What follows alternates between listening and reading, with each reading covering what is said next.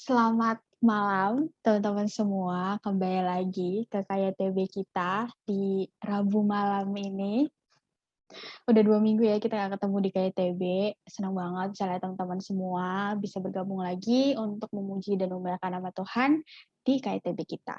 Untuk mempersiapkan hati memulai KYTB, mari kita menyanyikan lagu Janjimu Seperti Fajar.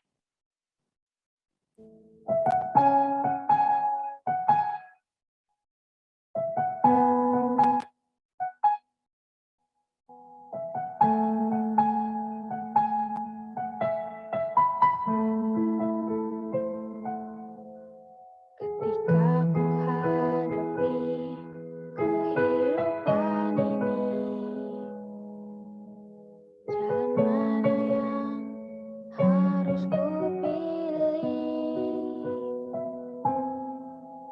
Ku tahu ku tak mampu, ku tahu ku tak sanggup.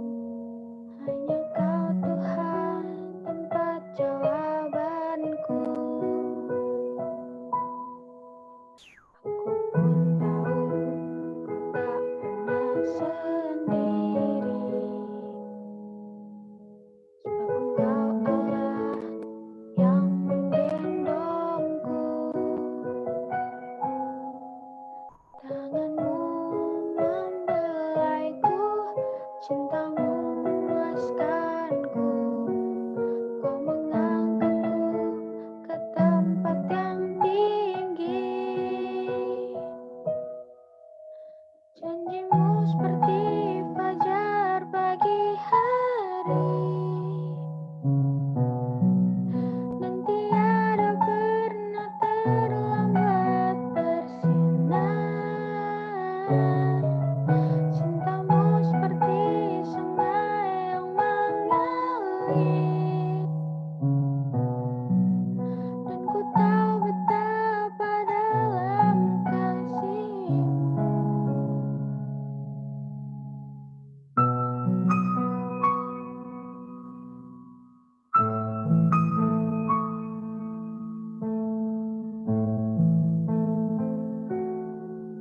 Ku pun tahu Kau tak pernah sendiri, sebab Engkau Allah yang menggendongku. Tanganmu membelaiku, cintamu memuaskanku. Kau mengangkatku ke tempat yang tinggi.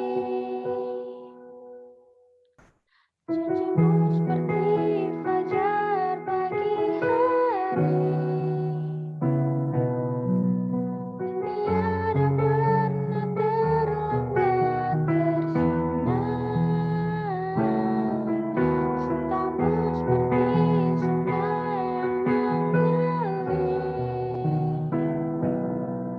dan ku tahu betapa dalam kasih-Mu. Janjimu seperti fajar pagi hari, dan tiada pernah terlambat bersinar. Cintamu seperti sungai yang mengalir, dan ku tahu betapa dalam kasih-Mu. Ku tahu betapa dalam kasih-Mu.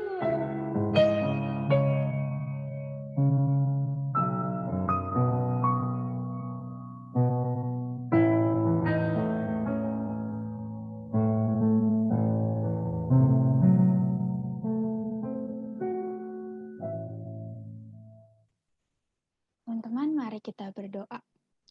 Ya Tuhan, terima kasih karena Engkau telah membuat kami Tuhan pada malam hari ini untuk kembali bersekutu dan memuji nama-Mu di KYTB pada malam hari ini. Sebentar kami memulai KYTB kami Tuhan, kiranya Tuhan tolong KYTB kami dari awal sampai akhir supaya dapat berjalan dengan baik dan kami dapat melakukan apa yang Engkau sampaikan pada malam hari ini. Terima kasih Bapak, dan namamu kami berdoa ucap syukur. Amin. Oke, aku mau sekali lagi nyapa teman-teman semua. Selamat malam, teman-teman. Kita kayak udah itu ya, aku udah nyari-nyari nih lagu buat KTB hari ini. Sebenarnya aku agak susah ya milih lagu cepet, kayak aku pernah sampein ini waktu itu di Komsel, dan aku berujung mendapatkan lagu ini. Aku merasa aku udah lama nyanyi lagu ini. Aku mau ngajak teman-teman buat nyanyi lagu Anggur Baru.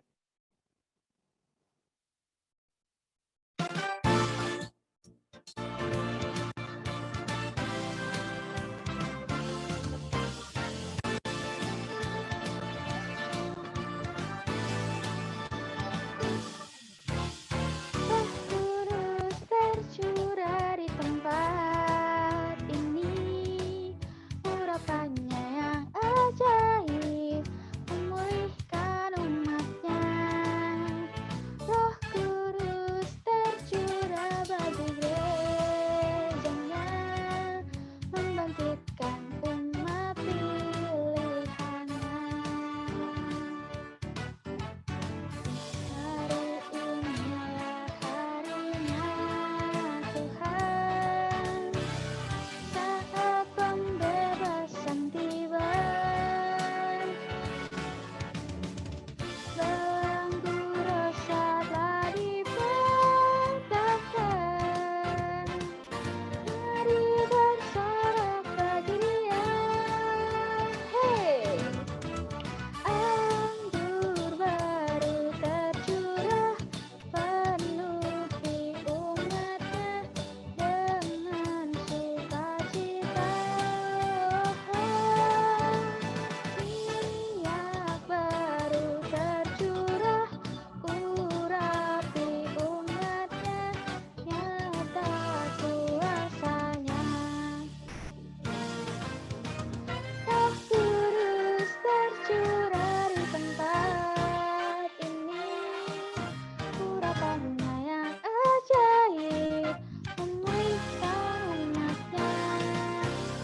Roh Kudus tercurah bagi gerejanya, membangkitkan umat pilihannya. Membangkitkan umat pilihannya. Membangkitkan umat pilihannya.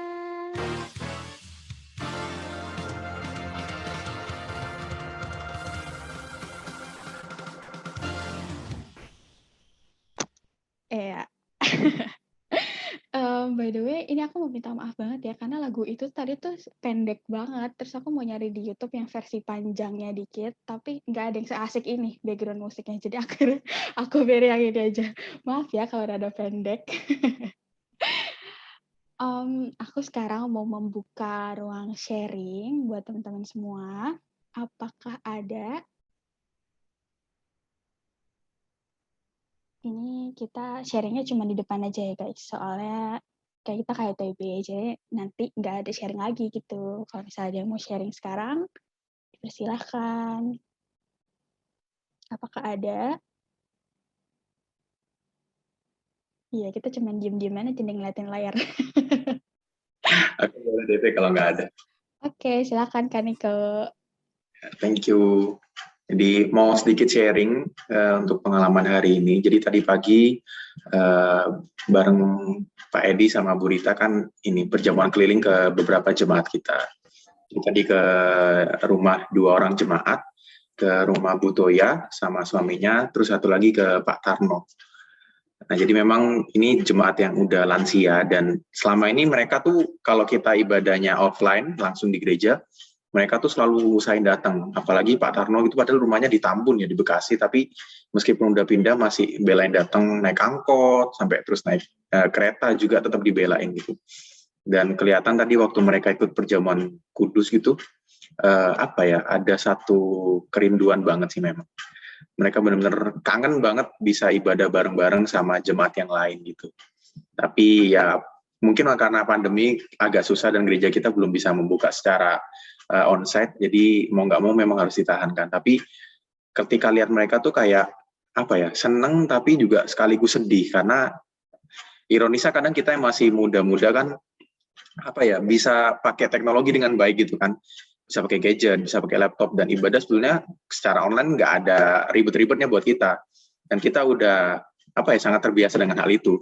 Nah mereka kan yang tua-tua nih kadang mau pakai gadget gitu susah, dan ada pun belum tentu bisa pakai gitu.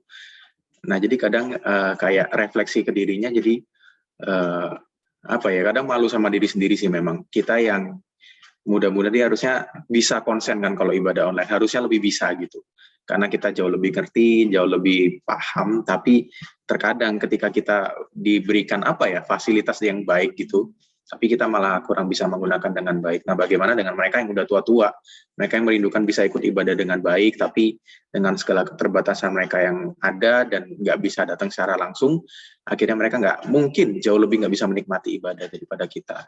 Nah, itu sih mungkin yang aku mau sharingin sedikit.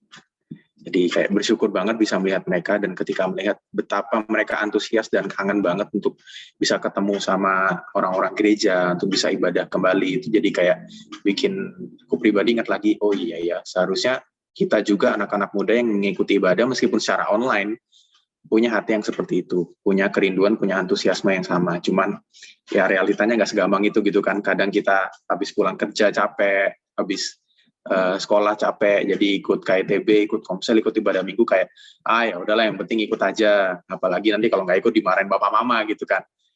Nah itu harusnya kan kita nggak kayak gitu mikir. Ya semoga kita bisa belajar dan berubah jadi ini lebih baik juga sih. Itu aja. Thank you, Faye. Wow, thank you Kak Niko buat sharing-nya. Ini meskipun pendek tapi menampar kita semua nih.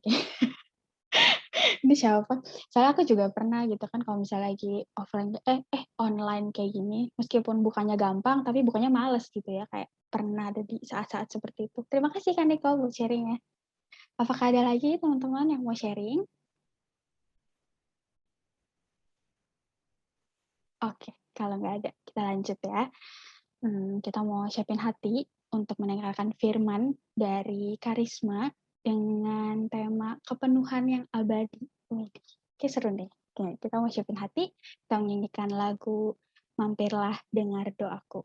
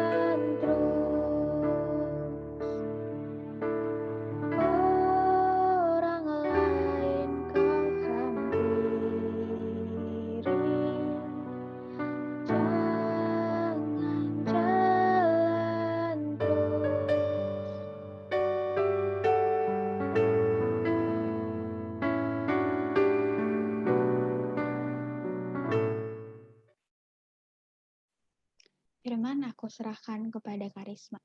Thank you, Faye. Terima kasih. Yuk kita sama-sama berdoa ya sebelum merenungkan firman Tuhan. Mari kita berdoa. Terima kasih Tuhan untuk kesempatan yang Tuhan berikan buat setiap kami boleh bersama-sama bersekutu di dalam KYTB ini. Kami boleh memuji Tuhan, sharing, dan saat ini mendengar firman Tuhan. Dan biarlah Tuhan sebagai komunitas tubuh Kristus, melalui KYTB ini kami boleh sama-sama menguatkan untuk saling bertumbuh di dalam Kristus. Terima kasih Tuhan, dalam nama Tuhan kami berdoa. Amin.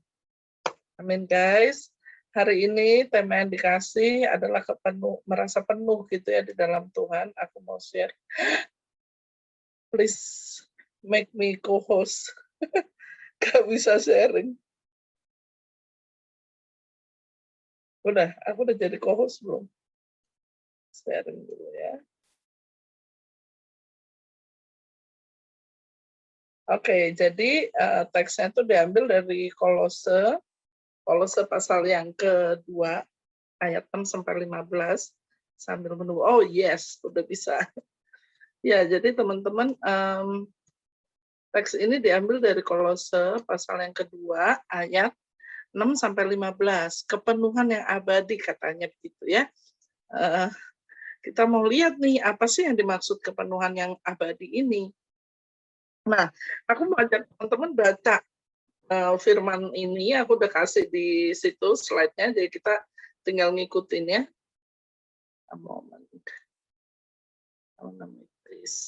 Oke. Kepenuhan hidup dalam Kristus, Kolose 2 ayat 6 sampai 15. Ayat 6, kamu telah menerima Kristus Yesus, Tuhan kita, karena itu hendaklah hidupmu tetap di dalam Dia.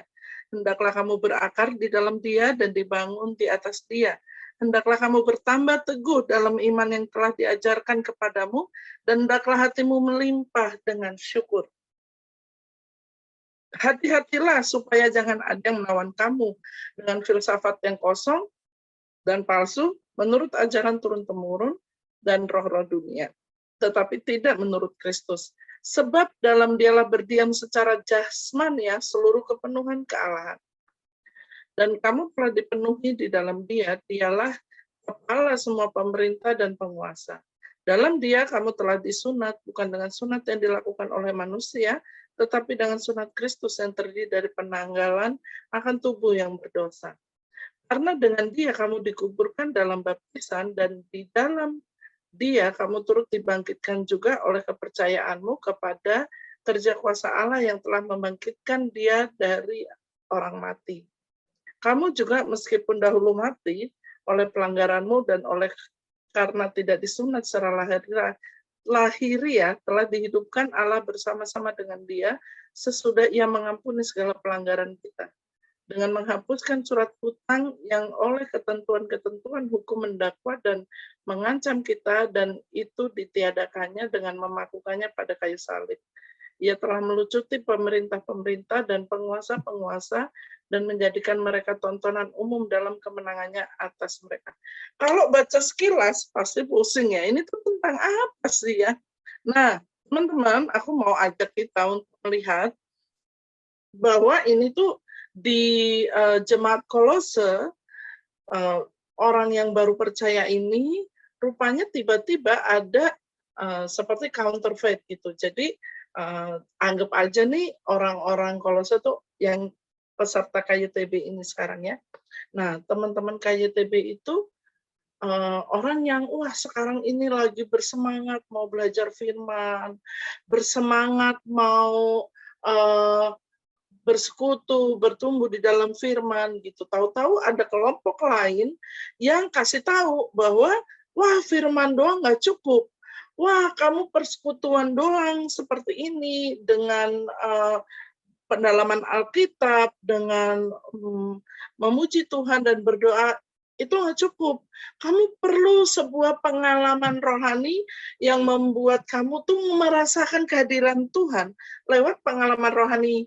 Jadi gara-gara pengalaman itu, kamu tuh udah penuh gitu. Imanmu kepada Tuhan tuh udah komplit. Nah, kalau kamu belum mengalami itu, maka itu nggak komplit. Jadi seolah-olah mau kasih tahu bahwa kepenuhan atau merasa cukup, merasa penuh itu bukan dalam Kristus doang tuh nggak cukup gitu, harus dengan yang lain. Nah, karena itu penulis Kolose ngomongnya seperti ini. Kamu telah menerima Kristus Yesus, Tuhan kita. Jadi dia ngomong, penulis Kolose ini ngomong sama jemaat di Kolose, kamu sudah menerima Kristus Yesus Tuhan kita. Jadi dia mau ngasih tahu bahwa Tuhan kita yang kita percaya bersama-sama, yang kita telah sepakati bahwa itu adalah Tuhan yang memimpin hidup kita adalah Kristus Yesus. Karena itu hendaklah hidupmu di dalam Dia, bukan di dalam yang lain-lain. Karena Tuhannya Yesus, ya hidupmu ada di dalam cara hidup, di dalam kepemimpinan Kristus gitu. Lalu kemudian penulis ini menganjurkan, memberikan dorongan kepada umat di sana, hendaklah kamu berakar di dalam Kristus. Jadi karena kamu itu sudah menerima Kristus, kamu udah percaya sama Tuhan. Kalau zaman now nih kita udah jadi orang Kristen. Gimana taunya kita udah menerima Tuhan, kita udah dibaptis. Nah, sekarang biarlah kamu yang udah terima Kristus itu, kamu berakar di dalam Kristus, dan imanmu dibangun di atas Kristus. Dan karena kamu sudah berakar dalam Kristus, imanmu dibangun di dalam Kristus, hendaklah kamu bertambah teguh, jadi kuat gitu. Mau ada tantangan seperti apapun, mau ada ajaran-ajaran yang lain, kamu tetap teguh memegang imanmu di dalam Kristus. Terus, iman yang diajarkan kepadamu, hendaklah hatimu limpah dengan ucapan syukur. Karena apa? Limpah dengan ucapan syukur karena Kristus sudah menyatakan dirinya kepada kita, dan kita bisa percaya sama Tuhan, menerima Tuhan Yesus, dan bisa berakar di dalam Kristus, dibangun di atas Dia. Karena itu kita melimpah dengan ucapan syukur. Nah, itu anjuran yang ditulis oleh penulis ini secara positif, tapi rupanya ada juga pemikiran atau anjuran secara negatif. Apa tuh? Ini ayat 8 dan 9.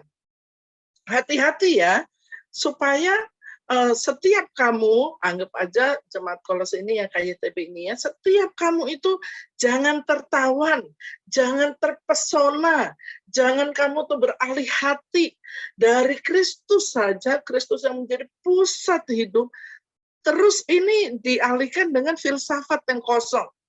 Nah, jadi jangan juga, oke, aku percaya Kristus, tapi juga percaya pada filsafat yang dikatakan oleh penulis Kolose ini sebagai yang kosong dan palsu, dan filsafat yang kosong dan palsu itu tuh ternyata adalah ajaran manusia menurut tradisi manusia. Kenapa? Katanya ini adalah ajaran turun-temurun dan roh-roh dunia.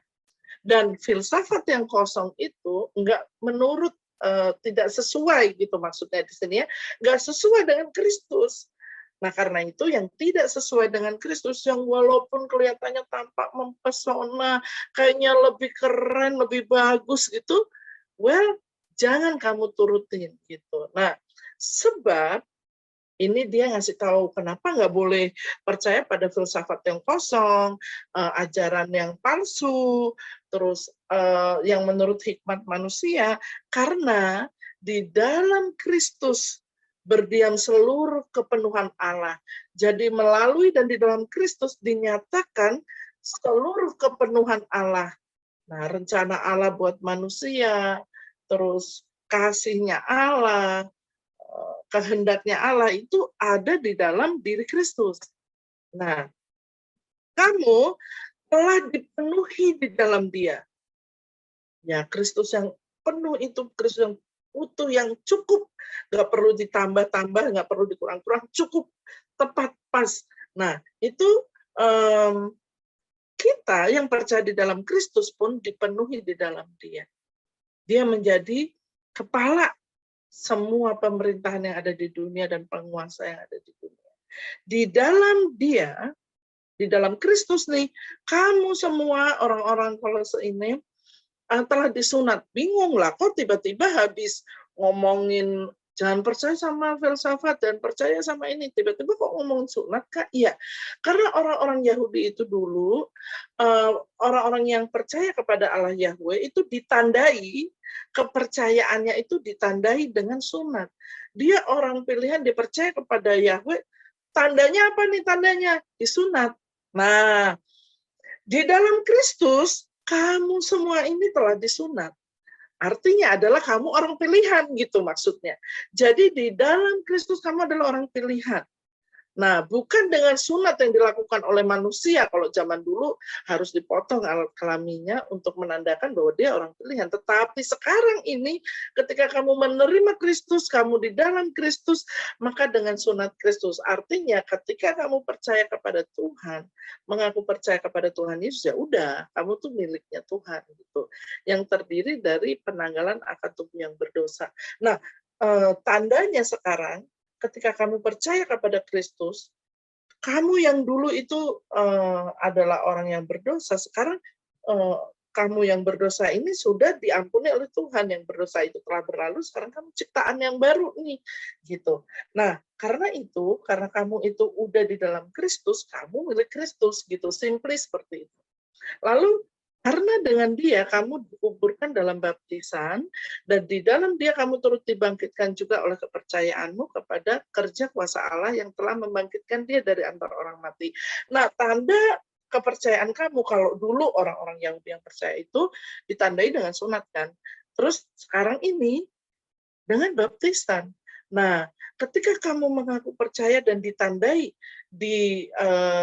dengan baptisan, kamu dikuburkan dosa-dosamu, hidupmu yang lama di dalam baptisan, dan kamu dibangkitkan juga karena percayamu di dalam Tuhan itu melalui baptisan. Nah, teman-teman, kamu juga dulu mati oleh karena pelanggaranmu, oleh karena tidak disunat secara lahiriah, telah dihidupkan bersama-sama dengan dia sesudah ia mengampuni segala pelanggaran kita. Jadi si penulis Kolose ini mau menguatkan iman percaya, menguatkan hati orang-orang Kolose, kamu yang walaupun dulu mati oleh pelanggaranmu, kamu dulu merasa bersalah, takut karena tidak disunatkan secara lahiriah menurut tradisi orang-orang Yahudi. Tetapi tenang, kamu telah dihidupkan Allah bersama-sama dengan Kristus sesudah ia mengampuni segala pelanggaran kita. Jadi yang menjadi kunci itu bukan sunat, bukan hal-hal lahiriah, tapi pengampunan Tuhan atas dosa-dosa kita. Nah, dan dengan menghapuskan surat hutang yang oleh ketentuan hukum mendakwa dan mengancam kita, dan itu ditiadakannya dengan memakukan pada kayu salib. Maksudnya adalah kita tuh seperti ada di dalam kondisi hutang dosa, di dalam kita tuh dosa, keadaan kita itu tidak mungkin keluar dari dosa ini, dan kita itu udah ditebus kayak surat hutang yang udah dihapuskan. Jadi dosa kita udah dihapuskan dengan Yesus yang telah dipaku di kayu salib gitu. Jadi dosa-dosa itu yang dulu quote on quote, kutip tanda kutip, dianggapnya seperti surat hutang, sekarang ini udah dihapuskan oleh Kristus yang mati di kayu salib. Nah, Kristus telah melucuti pemerintah dan penguasa-penguasa dan menjadikan mereka tontonan umum dalam kemenangannya atas mereka. Maksudnya, pada waktu Tuhan Yesus bangkit itu, maka seluruh pemikiran-pemikiran pada waktu itu, orang-orang Romawi yang memakukan Tuhan di atas kayu salib itu, saat kejadian penyalipan, saat ada bencana alam, terjadi ada gempa bumi, maka ingat nggak waktu itu si kepala pasukan itunya, tentaranya itu, dia ngomong, betul dia ini adalah anak Allah. Di Matius 27 dibilangnya seperti itu. Betul dia ini adalah anak Allah. Jadi yang dulunya mengolok-olok sekarang jadi mengakui bahwa Kristus itu adalah anak Allah. Nah, teman-teman, mari kita lihat satu persatu ya. Tadi kita screening dulu ayat demi ayat supaya ngerti sedikit. Nah, sekarang kita lihat pertanyaan refleks setelah kita tadi screening dan mengetahui. Pertanyaannya, teman-teman, kita ini kan rata-rata yang di KYTB tentu udah percaya, bukan? Ya mungkin ada yang belum dibaptis, tapi ada yang udah dibaptis. Pertanyaannya, apakah iman kita kepada Kristus itu cukup untuk membuat kita percaya bahwa dia adalah Allah yang mencukupkan segala sesuatu? Nah, ulang ya. Kita kan udah punya iman nih sama Tuhan Yesus. Kita percaya kalau Yesus itu adalah Tuhan. Kita percaya kalau dosa kita tuh diampuni oleh Tuhan. Kita percaya kalau habis ini tuh kita bersama-sama dengan Tuhan di surga. Nah, apakah iman percaya kita kepada Kristus ini cukup untuk membuat kita tuh percaya bahwa Dia Allah yang mencukupkan segala sesuatu? Maksudnya gimana? Maksudnya gini, mencukupkan segala sesuatu kadang-kadang itu menjadi pergumulan kita, teman-teman. Pada waktu melihat ada orang tuanya teman, misalnya atau orang tua kita sakit COVID gitu ya, bergumul, berjuang banget dengan penyakit COVID-nya itu. Lalu tiba-tiba iman kita itu kayak kita tuh mempertanyakan kehadiran Tuhan dalam kehidupan teman kita atau dalam kehidupan kita melalui kesehatan papa mama. Ternyata kadang-kadang iman kita itu bisa tergoyahkan oleh keadaan sulit yang kita alami. Atau yang kedua, tiba-tiba kita mendengar gitu di YouTube sekarang banyak banget acara podcast, acara webinar yang ngomongin soal iman Kristen gitu dibandingkan misalnya dengan yang lain-lain. Akhirnya bikin kita tuh wah benar juga omongan orang ini gitu. Berarti sebetulnya bukan Yesus satu-satunya yang menjadi jalan keselamatan manusia. Apa benar gitu ya? Oh, rupanya teman-teman, ketika kita menonton tontonan-tontonan itu, podcast dan yang lain-lain, kita tergoyahkan gitu. Dan malam-malam nih, kalau kita nggak ingat sama Kak Niko atau Koyo, mungkin kita udah mulai pas kita lagi baca-baca itu, sungkan sama pembinaku gitu ya, sungkan sama Kak Niko, sungkan sama Koyo yang udah membina aku dari dulu. Mereka udah mendoakan aku. Tapi kayaknya benar ya pemikiran orang itu. Yesus tuh bukan satu-satunya jalan. Atau enggak gini, wah benar ya penciptaan itu bukan dari ketiadaan. Penciptaan itu ternyata dari Big Bang. Masuk akal pemikiran mereka. Wah kita mulai goyah. Ternyata teman-teman, iman yang kita miliki itu kadang-kadang ya, kita mendapati sendiri dari pengalaman hidup kita, nggak cukup. Nah, yuk kita uji. Pada saat dunia ini sedang mengalami tantangan seperti pandemi global saat ini, pernahkah kita bertanya, Tuhan, di manakah Engkau? Tuhan, sampai kapan sih? Mau sampai kapan Tuhan? Apa nggak cukup nih orang-orang udah mati banyak? Apa nggak cukup nih penderitaan yang terjadi? Ayo dong Tuhan intervensi. Ayo dong Tuhan campur tangan. Ayo dong Tuhan do something. Seolah-olah kita lebih tahu daripada Tuhan. Sih, bukankah ternyata kadang-kadang ya kita juga bisa terjebak di dalam pemikiran ini. Nah, karena itu teman-teman, bagus sekali nasihat penulis Kolose ini untuk kita berakar dan dibangun di dalam Kristus. Kenapa? Karena berakar dan dibangun di dalam Kristus itu akan membuat kita terus-menerus kuat. Salah satu cara berakar dan dibangun di atas Kristus ada KYTB ini, teman-teman. Kenapa? Karena teman-teman senantiasa disegarkan, diingatkan oleh kebenaran firman Tuhan. Nah, ketika firman Tuhan terus-menerus itu kayak menjadi makanannya teman-teman, teman-teman jadi sehat gitu.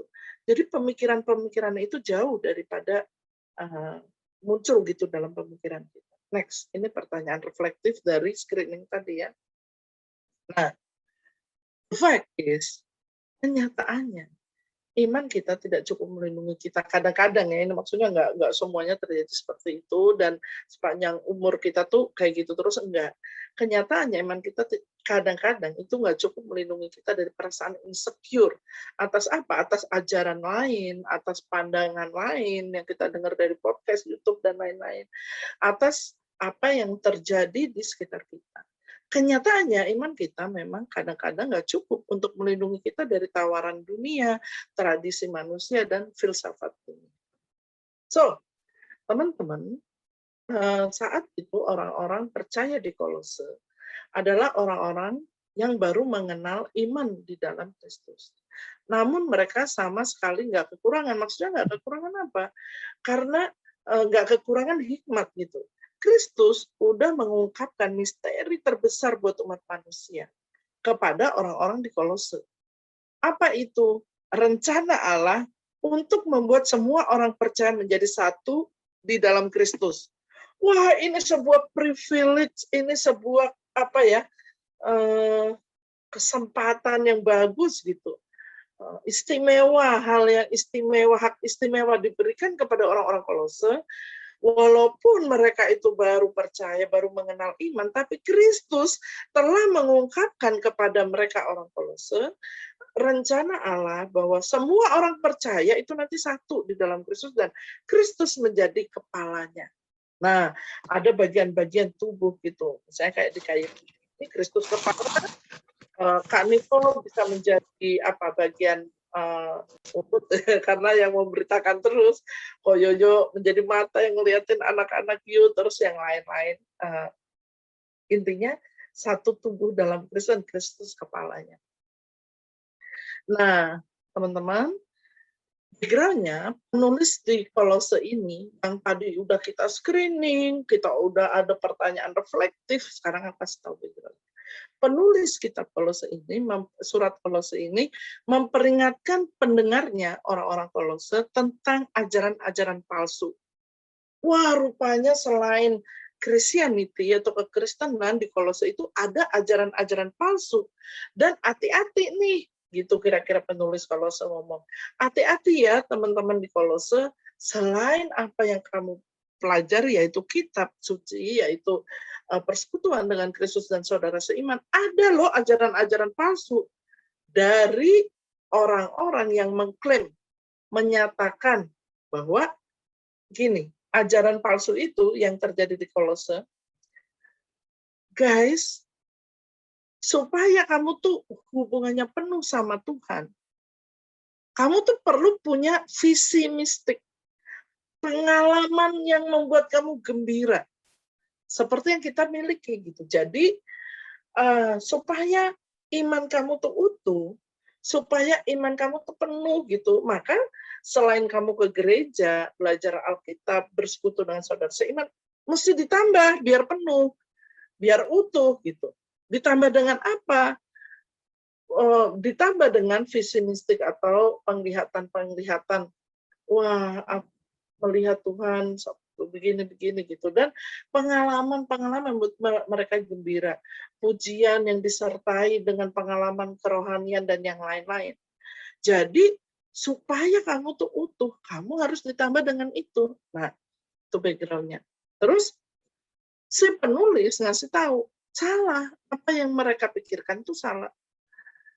Nah, kalau kamu itu ngerasa, orang-orang itu ngerasa baru, penuh, dan utuh, jika ditambah dengan pengalaman-pengalaman spiritual mereka, pengalaman-pengalaman kerohanian mereka, dan pengalaman-pengalaman visi mereka, penglihatan mereka, dan itu maksudnya pengalaman itu tuh lebih tinggi dari relasimu dengan Tuhan, itu yang salah. Nah, jadi si penulis Kolose ini ngasih tahu bahwa pengalaman-pengalaman orang tidak boleh lebih tinggi dari relasi kamu dengan Tuhan dan apa yang Tuhan nyatakan kepada kamu.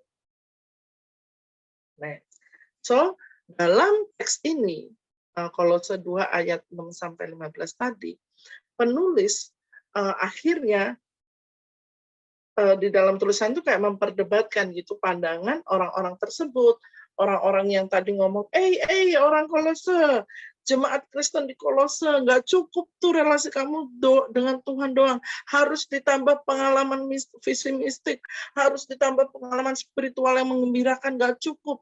Nah, surat ini mau ngasih tahu tuh guys, ngasih tahunya gini, ada dua, secara positif dan negatif. Tadi yang di ayat 6 dan 7 tadi tuh, secara positif si penulis Kolose ini ngasih tahu, nah, kamu tuh udah penuh dengan hubungan kamu dengan Tuhan. Karena apa yang Tuhan lakukan bagi kamu itu cukup. Jadi Allah Tritunggal melakukan misi keselamatan buat manusia di dalam Yesus Kristus. Dan kamu udah ditebus dari dosa-dosamu, sekarang kamu milik Kristus. Udah itu cukup. Nah, gitu. Secara positif si orang penulis surat ini ngomong gitu. Jadi penebusan Kristus, kamu yang udah ditebus dari dosa-dosamu, karya Kristus di kayu salib, udah that is enough. Nggak perlu yang lain-lain gitu. Nah, dan secara negatif si penulis itu mendebat lagi dengan begini, visi pengalaman itu terbatas adanya, dan itu adalah menurut tradisi-tradisi manusia. Jadi bukan hanya itu tuh nggak valid, nggak cukup, nggak sesuai, tetapi itu juga merugikan kamu-kamu semua gitu. Ngapain? Wong dengan relasi kamu dengan Tuhan udah cukup, kok kamu nambah-nambah sendiri, kan rugi gitu. Nah, itu argumentasinya dari si penulis surat Kolose. Nah, jadi mari kita lihat ini yang perlu kita tekankan. Kamu udah ada di dalam Kristus. Gimana kok bisa aku ada di dalam Kristus? Pertama, kamu telah menerima Kristus. Nah, karena kamu udah menerima Kristus dan berada dalam Kristus, jadi teruslah bertumbuh di dalam Kristus. Gimana caranya aku bisa bertumbuh di dalam Kristus? Satu, tidak terpesona dengan filsafat, dengan tradisi manusia dan hal-hal rohani duniawi yang lain. Kayak tadi tuh pengalaman mistik, visi mistik, dan yang lain-lain yang ditawarkan oleh yang tadi kontra sama teman-teman Kolose yang cukup gitu dengan relasi sama Tuhan. So, kamu udah di dalam Kristus. Kamu udah menerima Kristus. Karena itu bertumbuhlah di dalam Kristus. Gimana caranya bertumbuh dalam Kristus? Pertama, ini secara negatif ya, jangan terpesona dengan filsafat. Apa tuh? Tradisi manusia dan hal-hal spiritual yang lain. Kayak mesti ada pengalaman rohani yang menggembirakan, atau visi yang ada penglihatan-penglihatan gitu. Nah, jadi jangan terpesona dengan itu. Itu cara bertumbuh di dalam Kristus. Wah, menarik ya. Jadi penulis Kolose tuh ngasih taunya yang pertama dari sisi negatifnya, itu maksudnya negasi ya. Hal yang jangan gitu, dimulainya dari jangan. Jangan terpesona dengan filsafat, tradisi manusia, dan hal-hal kerohanian yang lain. Lalu, yang kedua, si penulis Kolose ngasih tahu, ini kan, teruslah bertumbuh di dalam Kristus. Ini ya, teruslah bertumbuh di dalam Kristus. Gimana caranya bertumbuh di dalam Kristus? Selain tidak terpesona dengan filsafat, ternyata ini yang harus dilakukan. Bertumbuh di dalam Kristus itu berakar, dibangun, bersyukur, dan kuat di dalam iman. Berakar di dalam Kristus, dibangun di dalam Kristus, bersyukur atas apa yang dilakukan Kristus bagi kita, dan kuat di dalam iman. Nah, ini nih cara-cara bertumbuh, teman-teman. Dengan begitu kamu udah cukup, penuh, utuh gitu, udah nggak perlu yang lain-lain. Berakar di dalam Kristus, dibangun di dalam Kristus, bersyukur dan kuat di dalam iman. Nah, itu yang maksudnya udah utuh, udah penuh. Nah, teman-teman, kalau yang tadi berarti kita melihat ajaran-ajaran orang-orang yang tadi tuh ngomong-ngomong sama orang Kolose itu diklasifikasikan atau dikategorikan sebagai filsafat kosong, menipu. Standarnya adalah tradisi manusia dan konsep dasarnya itu nggak sesuai dengan standarnya Kristus. Nah, ini merupakan penjelasan tentang realitas Kristus dan kita yang ada di dalam Kristus. Sekarang teman-teman refleksi untuk kita bersama. Iman kita kepada Kristus, kalau tadi kita udah nanya, apakah iman kita tuh cukup ya buat kita tuh nggak usah menanyakan hal-hal yang lain. Nah, sekarang pertanyaan refleksi di akhir renungan ini, teman-teman, yang ingin aku tanyakan. Apakah kita telah merasa cukup dengan iman kita kepada Kristus? Itu pertanyaannya. Apakah kita itu udah merasa cukup dengan iman kita kepada Kristus. Contoh ya, ya udah aku udah enough kok percaya sama Tuhan. Tiba-tiba ada teman kita yang berdoa dan dapat iPhone seri berapa sih yang terbaru ya? Nggak tahu ya. Ya intinya ada yang dapat iPhone, aku nggak pernah pakai iPhone, mahal ya. Nah, teman-teman, tiba-tiba kita tergoyahkan gitu. Wah, aku udah berdoa-doa, aku taruh. Katanya doanya tuh harus taruh di tembok, ditaruh itunya gambar iPhone-nya. Terus kamu berdoa, kamu imani. Aku udah melakukan itu, Tuhan. Why? Aku nggak dapat iPhone itu. Nah, teman-teman, kita jadinya merasa kayak kurang gitu. Oh, ternyata teman-teman, ada sisi di dalam hidup kita itu yang baru kita merasa senang, kita merasa kayak puas gitu. Waktu kita tuh dipenuhi dengan materi-materi yang kita pengen, yang orang lain punya, kita juga pengen punya gitu. Kayak misalnya iPhone, laptopnya tuh apa ya yang Apple itu MacBook, laptopnya, terus tasnya Adidas, apalah ya merek-merek pokoknya Karin mah nggak ngerti merek-merek. Eee, jadi teman-teman ngerasa, "Kayaknya Tuhan kurang berkuasa ya, karena aku berdoa dan tidak memberikan." Terus ada kegelisahan. Kayaknya aku merasa puas ketika Tuhan itu ngejawab aku dengan cara ngasih barang-barang yang aku butuhkan, materi-materi yang perlukan. Jadi baru iman kita kepada Kristus itu dipuaskan dengan materi yang kita pengen terus kita dikasih. Nah, berikutnya, kita baca nih, karena kita orangnya adalah pemikir gitu, thinker. Terus kita baca-baca, terus kita nonton podcast, terus kita lihat, wah ada dinamika teologi yang kita pelajari dengan luar biasa. Dengan begitu kita baru puas. Ada orang-orang begitu, nggak salah. Tetapi kemudian, waktu kita itu merenungkan firman Tuhan, kita tiba-tiba nggak ngerasa cukup, nggak ngerasa puas. Tiba-tiba kita tuh harus ngebaca, harus banget gitu, Alkitab plus yang lain-lain. Baru kita merasakan, yes, ini puas. Kalau enggak kayak kosong gitu, kayak enggak apa ya, kayak enggak penuh, kayak enggak kejawab gitu apa yang kita pikirin gitu. Kayak masih ada yang belum komplit lah, belum komplit. Nah, karena itu kita kemudian membaca atau melihat hal yang filsafat ya salah. Itu mendasar kita. Cuman itu lebih tinggi gitu loh dari iman kita kepada Tuhan, ini yang salah. Nah, teman-teman, dari mulai materi, dari mulai ilmu pengetahuan, terus seringkali kita tuh juga kosong, teman-teman, dalam hal kasih. Kayak gini loh, Kristus tuh nggak cukup gitu. Wah, Kristus adalah sahabat sejati. Tapi kita tuh kayak kurang kalau nggak ada teman. Insecure gitu. Waktu orang-orang menjauhi kita tuh kayak kita depresi banget sampai berdoa, Tuhan, hadirkanlah teman bagiku. Padahal kita bilang, Yesus sahabat sejati. Terus kalau nggak punya pacar tuh kayaknya gimana gitu. Tuh ada yang kayak gitu teman-teman. Jadi diputusin langsung punya pacar lagi. Kenapa? Kayak kosong gitu. Kalau nggak punya orang yang memperhatikan tuh kosong gitu. Nah, ternyata teman-teman, ada hal-hal tuh yang membuat kita kosong, jadi ngerasa nggak komplit. Kayak tadi materi, ilmu pengetahuan, relasi. Misalnya, oh ternyata kecilnya tuh kurang dapat perhatian dari papa misalnya.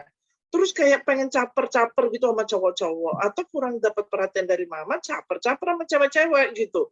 Nah, kenapa? Karena kayak nggak komplit aja gitu. Belum komplit kalau nggak dapat perhatian orang-orang. Nah, artinya teman-teman, ternyata apa yang ditulis Kolose dulu, penulis surat Kolose dulu, ternyata tuh berlaku juga loh buat kita. Benar nggak? Ternyata iman kita sama Tuhan itu, kita sering mendapati, kok nggak cukup ya? Kenapa nggak cukup? Oh, rupanya masih ada hal-hal yang pengen Yang baru kita puas tuh kalau dipenuhi dengan tadi itu. Ya, teman-teman refleksi sendiri, apa sih yang kadang-kadang aku kayak merasa kurang komplit, apakah kehadiran orang lain? Apakah pujian dari orang lain? Apakah nilai yang harus bagus sehingga kita dipuji orang? Apakah materi? Apakah filsafat yang memenuhi atau filsafat atau pengetahuan lain di luar Alkitab yang bisa membuat kita komplit? Nah, mari saat ini kita belajar bahwa ternyata menurut penulis surat Kolose, kamu sudah menerima Kristus. Itu yang pertama. Dan kamu ada di dalam Kristus karena kamu sudah menerima Kristus. Jadi bertumbuhlah di dalam Kristus. Gimana caranya? Berakar, bertumbuh, bersyukur atas anugerah keselamatan yang diberikan, dan tetap kuat di dalam iman. Cara memeliharanya begini gimana? Ya persekutuan dengan saudara seiman, persekutuan dengan firman, dan kamu tuh menjaga terus persekutuan dengan firman ini dengan cara saat teduh, dengan cara KYTB seperti ini, dengan cara berelasi sama teman-teman sesama komunitas saudara seiman. Terus Kak, kalau aku merasakan plan seperti ini gimana? Ada Koniko, ada Pak Edi, ada Koyoyo yang bisa kamu konteks lagi kamu kontak gara-gara baca konteks. Kamu bisa kontak, kok aku lagi bergumul banget nih, apaan? Aku kayaknya nggak merasa penuh deh kalau aku belum punya pacar. Aku kayaknya nggak merasa penuh kalau sahabat-sahabat aku tuh nggak ada gitu. Jadi kamu ngerasa kehidupanmu tuh baru komplit kalau ada kehadiran orang lain. Kamu tuh merasa kehidupanmu tuh baru komplit kalau ada orang yang memuji-muji kamu.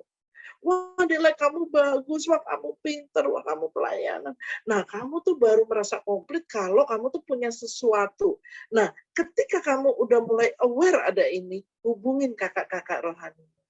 Oh yoyo, malam-malam nih ya, jam 12. Ih, kayak gelisah gitu. Wah, Koniko kok kagak jawab ya? Oke, Koyoyo gitu. Atau enggak Koyoyo, vice versa lah ya. Oh, si Koyoyo gak jawab, kamu hubungin Koniko gitu. Aku kok ngerasa gini ya, biar didoakan.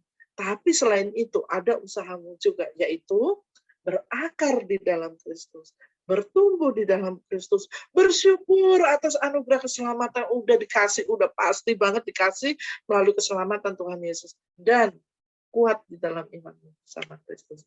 Biarlah firman Tuhan hari ini bisa menguatkan kita, bisa membuat kita tuh nggak kosong lagi, nggak ngerasa komplit dengan hal-hal lain di luar Kristus. Karena di dalam dan melalui Kristus sudah cukup, sudah genap. Udah dilakukannya semua di kayu salib, dan dia bangkit. Karena itu kita dibangkitkan dari kekosongan hidup kita, oke? Kalau saat ini kita masih merasa kosong, baiklah sekarang ini kita mengaku di hadapan Tuhan. Lalu kita mati bersama-sama dengan dosa kita dan dibangkitkan bersama kemenangan Kristus itu. Kita udah bangkit dan kita sekarang hanya cukup komplit dengan relasi kita bersama dengan Tuhan. Berakar di dalam Kristus, bertumbuh di dalam Kristus, bersyukur atas anugerah keselamatan, dan kuat di dalam iman bersama Kristus. Yuk kita berdoa ya. Minta dengan kasih, kok Yoyo boleh berdoa buat kita ya. Saudaraku, Nathan Setiawan, please pray. Mari teman-teman kita berdoa. Bapa di surga, kami sungguh bersyukur Tuhan untuk malam hari ini. Kami boleh dibukakan kembali akan kebenaran firman-Mu. Terima kasih ya Tuhan untuk kami boleh hidup di dalam Kristus. Kita adalah ciptaan baru, yang lama sudah berlalu, sesungguhnya yang baru sudah datang. Terima kasih ya Tuhan, dan biarlah hidup kami terus bertumbuh, hidup kami berakar, dan kami bersyukur atas kasih karunia Tuhan, sehingga kehidupan yang lama menjadi kehidupan yang baru. Dari watak, dari tabiat yang tidak baik menjadi karakter yang indah dan menarik. Dari kehidupan kami yang egois, memulai peduli terhadap orang-orang yang di sekitar. Dari kehidupan yang penuh dengan dosa, mulai mencari Tuhan dan bersyukur dan bertobat. Dari kehidupan yang tidak disukai orang, menjadi pribadi yang penuh berkat.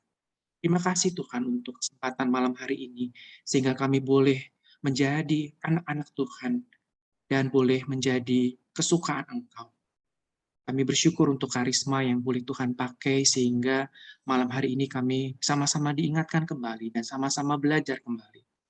Tuhan boleh tuntun dan Tuhan boleh sertai di dalam setiap pelayanan karisma dan boleh menjadi berkat untuk semua banyak orang.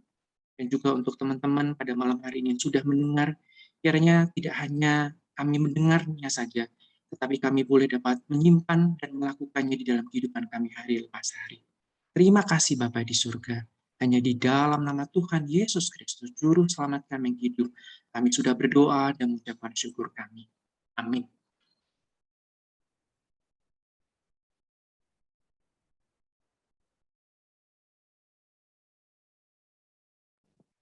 Thank you Karisma buat sharing-nya. Aku personally, tersentuh banget, blessed banget sama firman hari ini karena mungkin aku lagi struggle itu ya akhir-akhir ini. Jadi benar-benar ketampar sama yang tadi 4 hal yang di-highlight sama Karisma, berakar, bertumbuh, bersyukur, dan tetap kuat dalam iman.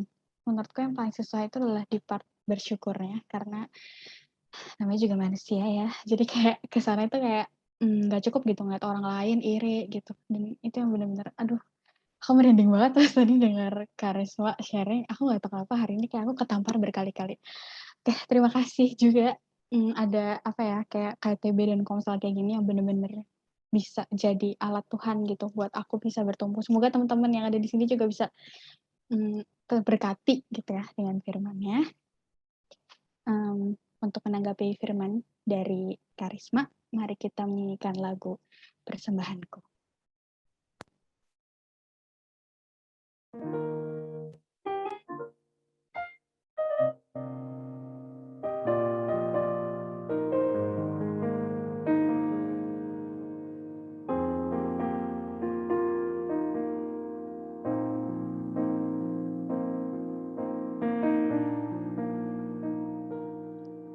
Ku bawa kepadamu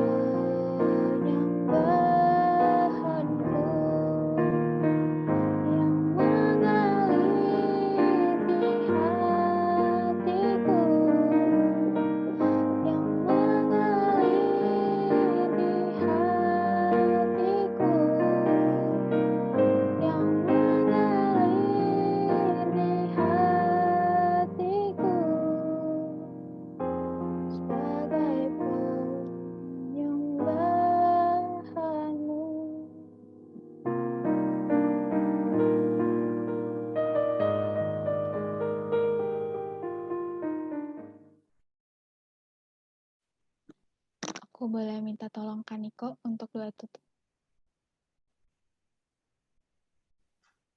Mari kita berdoa.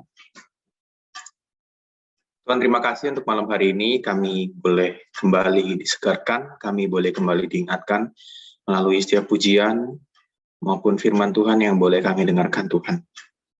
Dan malam hari ini kami sudah mendengarkan, tolonglah kami Tuhan supaya kami bukan hanya mendengarkan tapi boleh juga melakukannya dalam kehidupan kami. Kami bersyukur untuk komunitas yang Tuhan berikan di dalam GKMI Pengharapan ini, untuk komunitas Youth Tumbuh Bersama ini. Kami rindu Tuhan, kami bukan sekedar mengikutinya saja sebagai formalitas, tapi kami boleh benar-benar punya kerinduan untuk boleh bertumbuh bersama dalam komunitas ini, sehingga kami anak-anak Tuhan boleh hari lepas hari semakin mengenal Tuhan di dalam kehidupan kami, dan boleh semakin mengasihi Tuhan.